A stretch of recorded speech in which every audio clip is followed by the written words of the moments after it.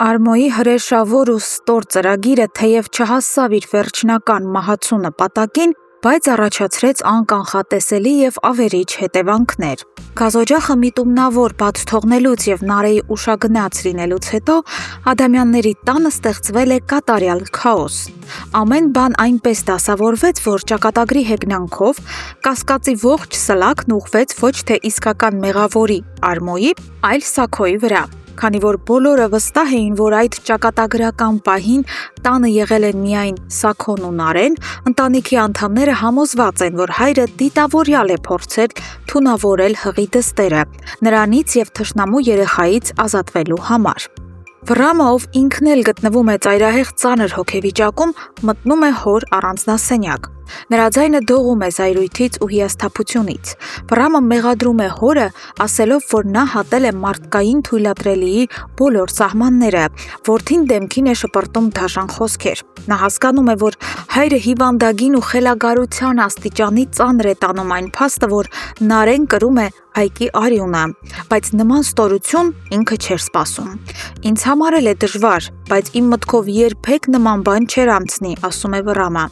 Սաքոն, ով իրականում անմեղ է այս հարցում, փորձում է արդարանալ, խորը ցավով արձագանքելով, որ ինքը որքան էլ դաժան լինի, երբեք չէր կարողանա վնասել սեփական Արյանն ու իր երեխաներին։ Մինչ Ադամյանների տանը պատերազմ է, քաղաքի մյուս ծայրում կայանում է ոչ պակաս լարված հանդիպում։ Լիլիթը գործելով Միքոյի խնդրանքով և նախապես մշակված պլանով հանդիպում է Սոնային։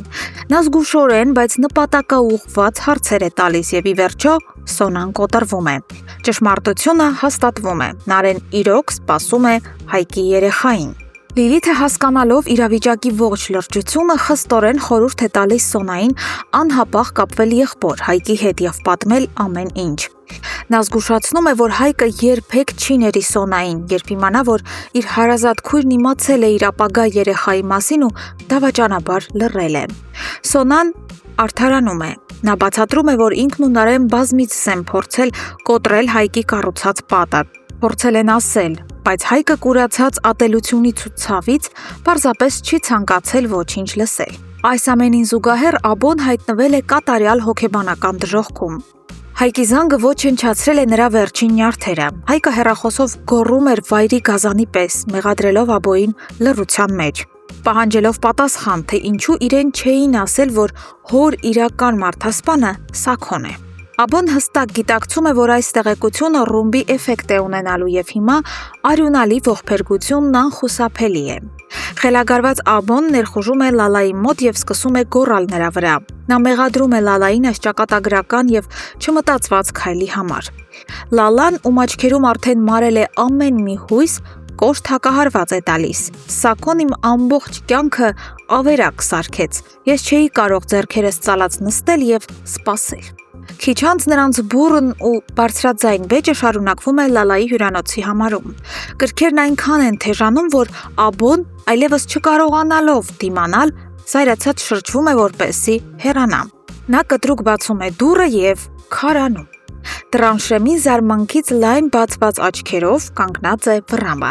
Տիրում է մահացու լռություն։ Վռամի համար սա հերթական, բայց այս անգամ վերջնական շոկն է։ Նա կրկին իր աչքերով տեսնում է, որ Սոնայի հայրը Աբոն և այն կինը, ում ինքը վստահում էր Լալան, գաղտնի ու շատ սերտ կապի մեջ են։ Վռամի աչքերում կարդացվում է հարցականը և հիմա Լալան կանգնած է անլուծելի խնդրի առաջ։ Նա պետք է շատ արագ և համոզիչ բացատրություն տա։ Սիրելի հետևորդներ, իրադարձությունները ստանում են գլխապտույտ զարգացում։ Հայկը գալիս է վրեժ լուծելու։ Վռամը բռնացնում է Լալային։ Իսկ Սաքոն հայտնվում է իր իսկ ընտանիքի թիրախում։ Ինչ է կարծում, ինչպես կարդարանա Լալան Վռամի առաջ։ Եվ արդյոք Հայկը կհասցնի իմանալ երեխայի մասին նախքան արյուն կթափի։ Ձեր կարծիքներն ու կանխատեսումները ինչպես միշտ անհամբեր սպասում ենք մեկնաբանություններում։ Գրեք ձեր վերլուծությունները, մենք կարդում ենք բոլորը։